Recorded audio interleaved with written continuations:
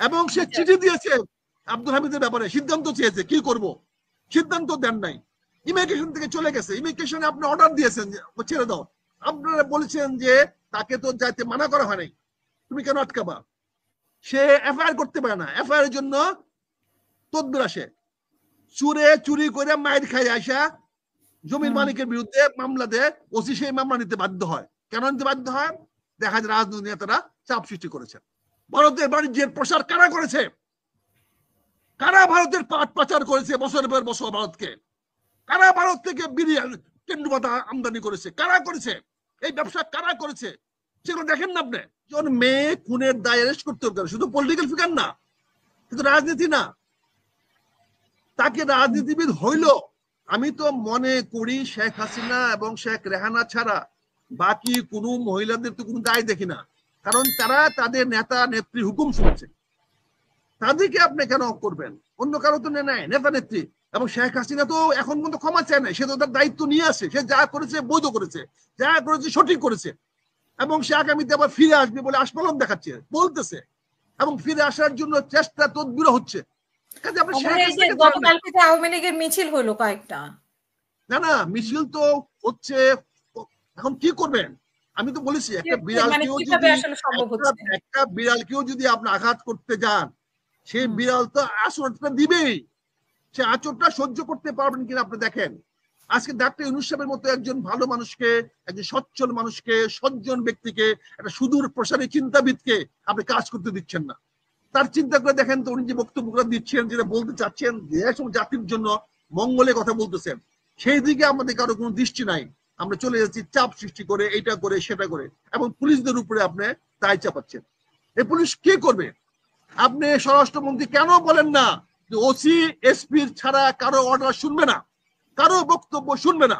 কেন আপনি নির্দেশ দেন না এসপি কে, এসপি ডিআইজি ছাড়া কারো নির্দেশ শুনবে না? আপনাদের কিছু বলার থাকলে ডিআইজি সাহেবকে বলেন, আপনাদের রাজনৈতিক কোনো এজেন্ডা থাকলে, রাজনৈতিক কোনো বক্তব্য থাকলে ডিআইজি সাহেবকে বলেন, ডিআইজি সাহেব এসপি কে বলবে, এসপি সাহেব ওসি কে বলবে।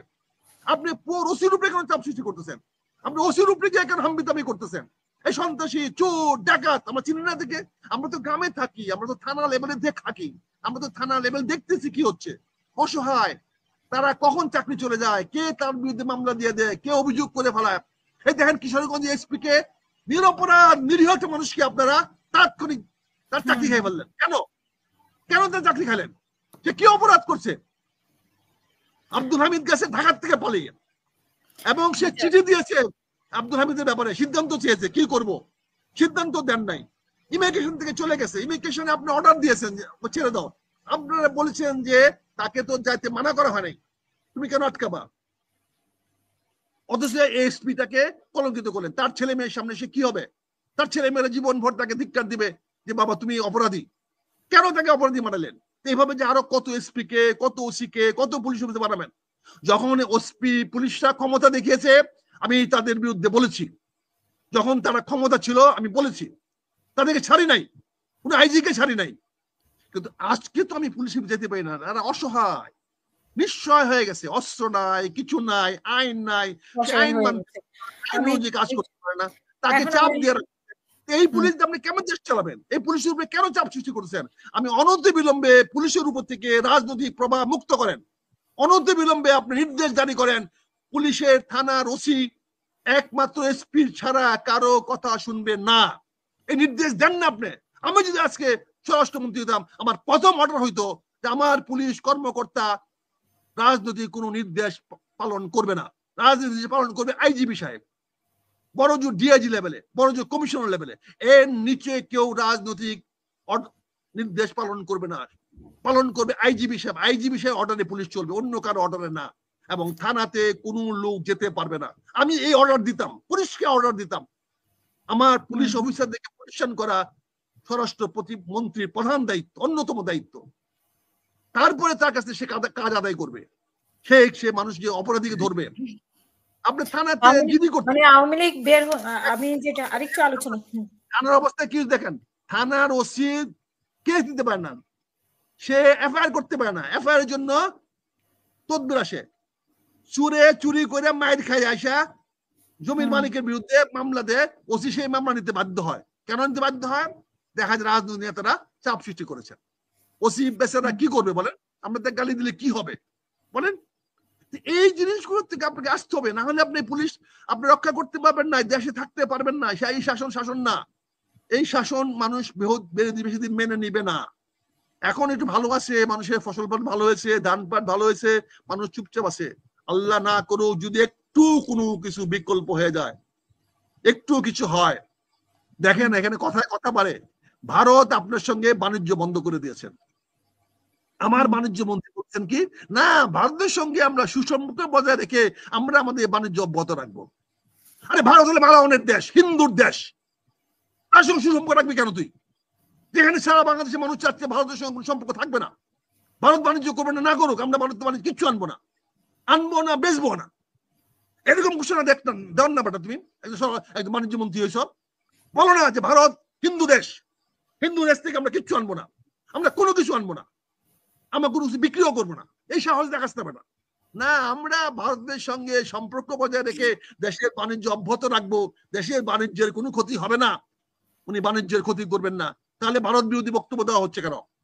তাহলে ভারত বিরোধী বক্তব্য দিচ্ছেন কেন? ভারত ঘুষ খাচ্ছেন কেন? ভারতকে সমস্ত পদক্ষেপ নিতে আপনি ভারতকে উস্কা দিচ্ছেন কেন? কেন বলতেছেন?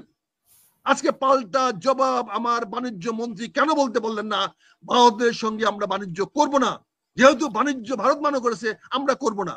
দেখেন না বাংলাদেশের বলছে যে ভারতের ক্ষতিটাই বেশি, মানে স্থল বন্দর বন্ধ করে ভারতের ক্ষতি হলে তুমি কেন বলো রে ভাই সাহেব? ভারত, তুমি কি ভারতের লোক? তুমি কি ভারতের ভাগনা না ভাতিজা? মানে এটা আসলে মানুষকে কি বোঝানোর চেষ্টা করছে?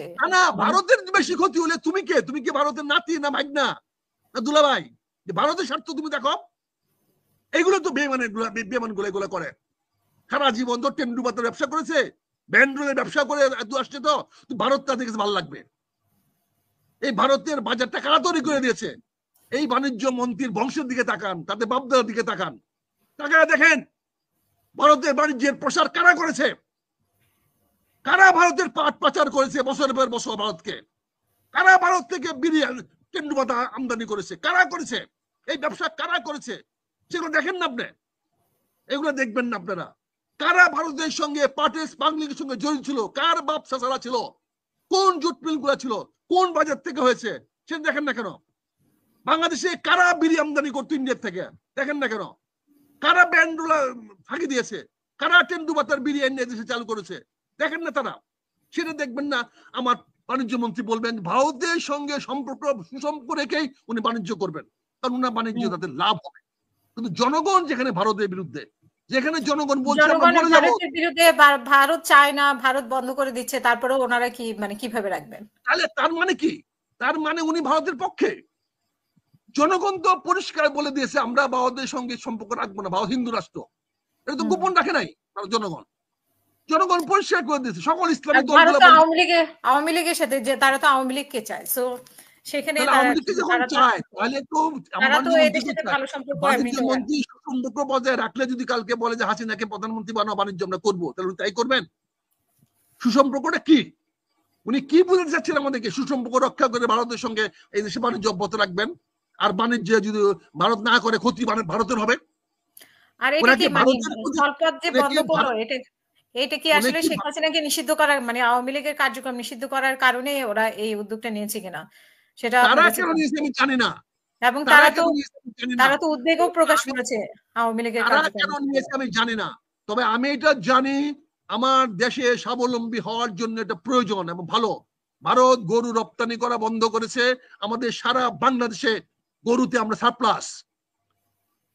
আজকে এখন বিডিআকে বলেন একটা গরু যেন ভারত থেকে না আসে। ভারত কি করতেছে? একদিক দিয়ে পুশিং করাচ্ছে, ওদিকে কনসেন্ট্রেট করতেছে, আর দিক দিয়ে গরুর বহর পাঠিয়ে দিচ্ছে বাংলাদেশে। আর সামনে আমার কুরবানি ঈদ, আমার কৃষকরা মারা যাবে এই গরুর জন্য, তা আমরা করছি না। কাজে এখানে বাণিজ্য মন্ত্রণালয়কে ভারতীয় পক্ষের লোক, এটা পরিষ্কার হয়ে গেছে। কারণ তার তো তীব্র প্রতিবাদ করা উচিত ছিল এবং তার কাউন্টার প্রতিবাদে বলা ছিল আজ থেকে বাংলাদেশ ভারতের সঙ্গে কোনো বাণিজ্য করবে না, সমস্ত আমার পোর্ট বন্ধ করে দেন, ভারতের সমস্ত পোর্ট বন্ধ করে দেন, বাণিজ্য আমরা করবো না, ভারতে কিচ্ছু আনবো না। দেখেন সারা বিশ্ব আপনার জন্য আগে আসবে। পৃথিবীতে আমাদের এমন কোন জিনিস নাই যে জিনিসটা আমাদের কাছে কেউ বেচতে চায় না। আপনি মায়ানমারকে বলেন না, দেখেন কি পরিমাণ চাউল আমাদের পাঠায় দেয়, কি পরিমাণ ধান পাঠায় দেয়, সারপ্লাস। আপনার এখান থেকে দেখেন না, আপনি সিটির থেকে দেখেন না, লক্ষ লক্ষ টন ধান চাউল নিয়ে আসেন না। এই চাউল আমরা ভারত থেকে কলকাতা হয়ে আনি। কোন জিনিসটা আছে যে আমাদের ইন্ডিয়াতে আনতে হবে? এমন কোন জিনিসটা ইন্ডিয়াতে আনতে হবে? কোনো কিছু দরকার নেই আমাদের। আমাদের পাট, আমাদের চামড়া দিয়ে তারা শিল্প চলে। আপনি বন্ধ করেন। বাণিজ্য মন্ত্রীর এই বক্তব্যটা অত্যন্ত উদ্দেশ্য প্রণোদিত এবং উইথ ব্যাড ইন্টেনশন, এবং সুদূর প্রসারী তার স্বার্থে চিন্তা করে। তার ফ্যাক্টরি গুলা, মিল গুলা কার কাঁচামালে চলে দেখেন, তার কাঁচামাল কোত্থেকে আসে দেখেন। সে তো ভারতের সঙ্গে সম্পৃক্ত বজায় রাখবে। যেখানে বাণিজ্যের সঙ্গে যার ইন্টারেস্ট আছে, যার কনফ্লিক্ট অফ ইন্টারেস্ট আছে, তাকে কি করে আপনি মন্ত্রী বানালেন আমি জানি না, উপদেষ্টা বানালেন? তার তো এই দেশে ফ্যাক্টরি আছে, মিল আছে, কারখানা আছে, তার তো কনফ্লিক্ট অফ ইন্টারেস্ট আছে। কনফ্লিক্ট অফ ইন্টারেস্ট যে বাণিজ্য মন্ত্রী আছে, তাকে কি করে আপনি একজন উপদেষ্টা বানালেন? আমাকে তো তাকে বিরুদ্ধে আজকে কথাগুলো বলতে বাধ্য হচ্ছি কেন? আমি তো তার একজন বন্ধু মানুষ, আমি তার একজন শুভাকাঙ্ক্ষী, কিন্তু আজকে রাষ্ট্রের কারণে কথাগুলো বলতে হচ্ছে। কারণ তার সঙ্গে তো আমার রাষ্ট্রে কনফ্লিক্ট অফ ইন্টারেস্ট আছে। তার কোম্পানি আমদানিকারক, তার কোম্পানি রপ্তানিকারক, তার কোম্পানি ভারতে অনেক জিনিস রপ্তানি করে, তার কোম্পানি ভারত থেকে অনেক জিনিস আমদানি করে। তার সঙ্গে পাটের ব্যবসা আছে, তার সঙ্গে বিড়ির ব্যবসা আছে, তার সঙ্গে টোবাকোর ব্যবসা আছে, কত কিছু ব্যবসা ভারতের সঙ্গে আছে। তাকে আপনি উপদেষ্টা বানিয়েছেন, এবং সে বলতেছে ভারতকে চাপ দেন, আমি আস্তে আস্তে সব ঠিক করে দেবো। এগুলো তো খেলা রে ভাই, এগুলো তো আমরা শিখে আসছি। আমাদের এগুলো কি পাক সেম নেই? আমরা তো 25 বছরের যুবক না যে যা চোখে দেখবো তাই বিশ্বাস করব। আমরা তো দেওয়ালের কি আছে, আমরা দেওয়ালের পিছনে কি আছে আমরা জানতে পারি, দেখতে পারি। আল্লাহ তো সেই দিব্য দৃষ্টি আমাদেরকে দিয়েছে। আমাদের 70 বছর বয়সে আমার দিব্য দৃষ্টিটা আমাদের আল্লাহ দিয়েছে। আমরা বিটুইন দ্য লাইন পড়তে পারি, আমরা দেয়ালের ওপারে কি আছে আমরা বলতে পারি, বুঝতে পারি। 5 বছর 10 বছর পরে রাষ্ট্র কোথায় যাবে এটা আল্লাহ আমাদেরকে বলার মতো হিকমত দিয়েছে। এটা আমার ভুল হইতে পারে, অপরাধ হতে পারে। আমি এই এলএম কেন পেলাম, এটা হয়তো আমার অপরাধ, এই এলএমটা আল্লাহ আমাকে কেন দিল। কিন্তু আমরা তো দেখতে পারি, বুঝতে পারি, বলতে পারি। আমাদেরকে ভয় তো একটাই, আমাদের মেরে ফেলবেন। সক্রেটিসকে মেরে ফেলেছেন, বুদ্ধকে মেরে ফেলেছেন, আমাদের অনেক ইসলামিক চিন্তাবিদকে মেরে ফেলেছেন। মেরে ফেলবেন আমাদেরকেও, এটা তো পারবেন। আর কি করবেন? 3 খলিফাকে মেরে ফেলছেন আপনারা। এই মুসলমান তো মারছেন খলিফাদেরকে, অন্য কেউ মারছে? আমার রসুলের নাতিদেরকে মেরে ফেলেছেন আপনারা। কাফেররা মারছে, এই মুসলমান তো মেরেছে। এখন আপনারা তাই তো করবেন।